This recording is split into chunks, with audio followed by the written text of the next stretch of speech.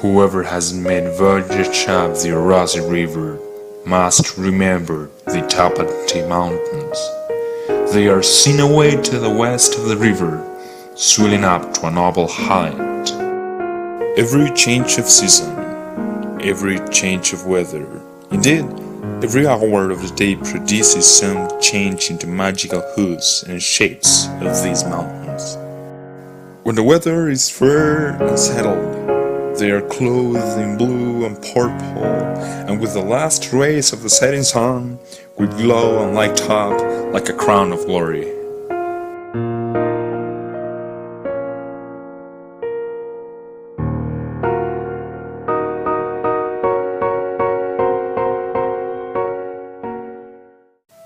He was a simple, good-natured man. He was, moreover, a kind neighbor, and an obedient henpecked husband.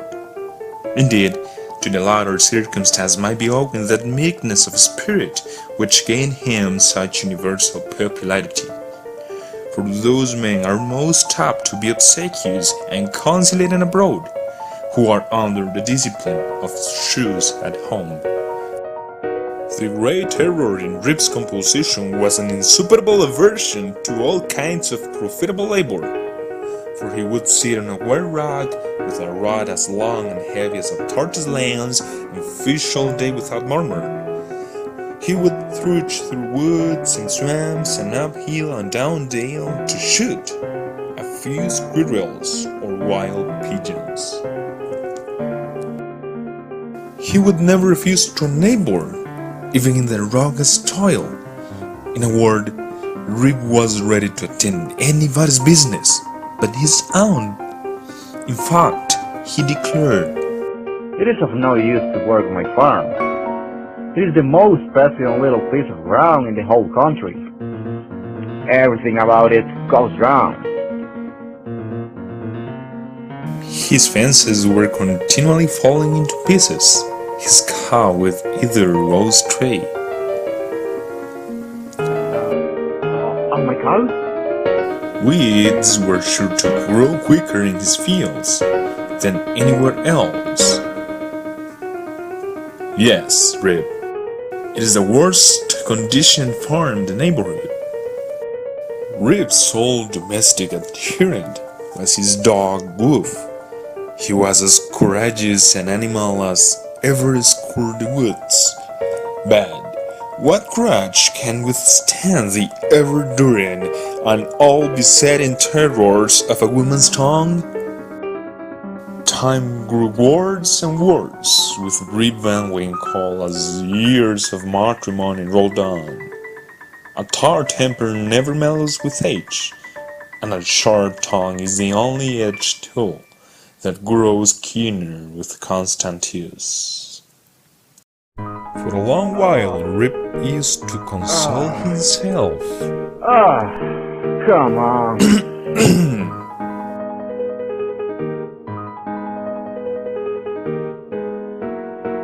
Poor Rip was at last reduced almost to despair, and his only alternative to escape from the labor of the farm and the clamor of his wife was to take gun in hand and stroll away into the woods. Here he would sometimes sit himself at the foot of a tree, drinking the contents of his bottle and thinking about Wolf. Poor Wolf. Tie me to sleep to a dog's life of it. But never mind. I laughed whilst I lived how I shall never want a friend to stand by me. In one ramble of the kind on a fine autumnal day, Rip had unconsciously scrambled to one of the highest parts of the Tapati Mountains. He was after his favorite sport of squirrel shooting. Panting and fatigued, he threw himself late in the afternoon on the green ground. As he was about to fall asleep, he heard, "Rip Van Winkle, Rip Van Winkle, Rip Van Winkle." He looked around, but saw nothing. He thought his fancy must have deceived him, but turned again to fall asleep when he heard the same cry. Rip Van Winkle, Rip Van Winkle, Rip Van Winkle, Rip Van Winkle.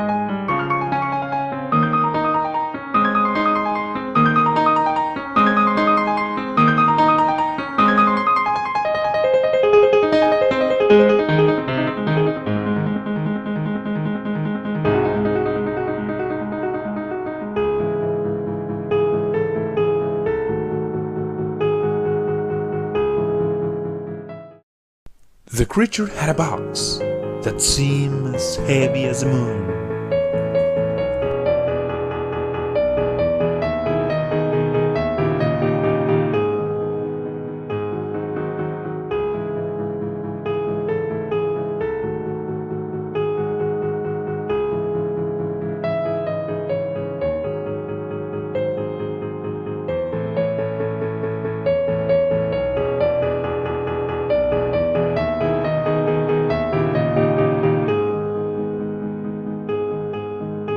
Rip and the creature clambered up a narrow gully. As they ascended, Rip noticed something strange in the creature's behavior. For not paying attention, Rip falls down in a hole. Ah!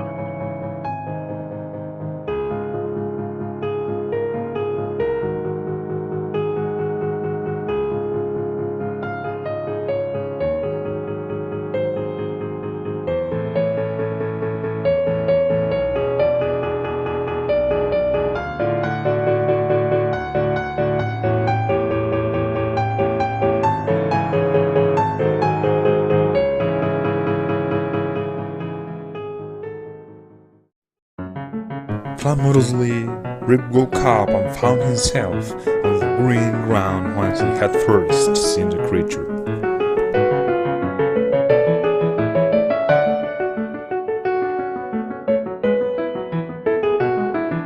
Surely, I have not slept here all night.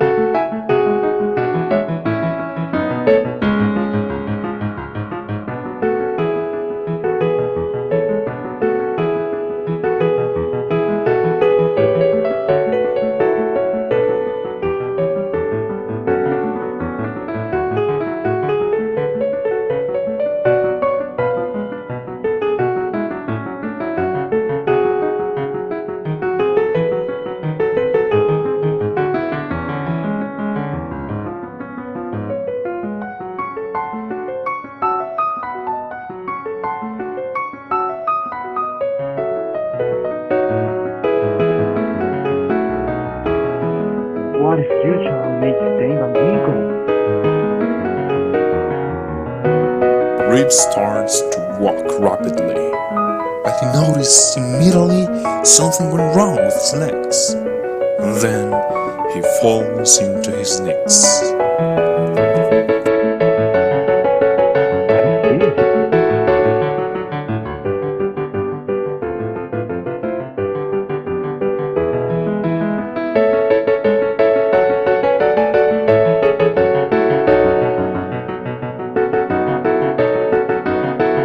Rip Van Winkle stands and continues walking.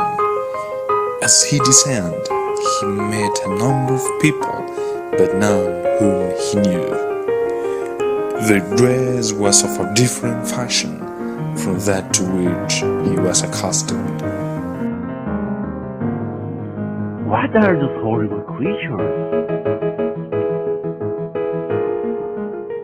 Am I in the hell?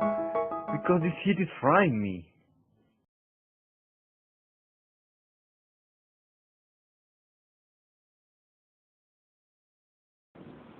And Cartago? What about Cartago? How many more championships have won Cartago? Because I remember Cartago never had good players. Run,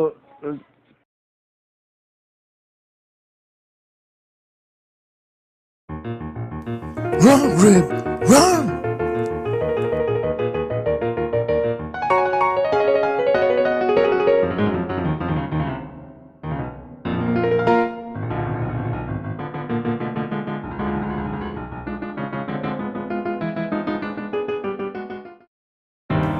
His mind now misgiving, he began to doubt whether both he and the world around him went.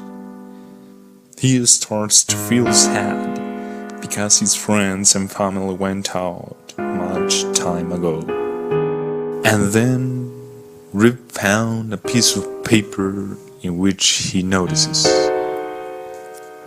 Politics are the same business, but under another mask. Nations are still divided and wars are daily feed for newspapers. Presidents do not represent the people. They represent some other interest. People are blind. People think they have everything when this is not the truth.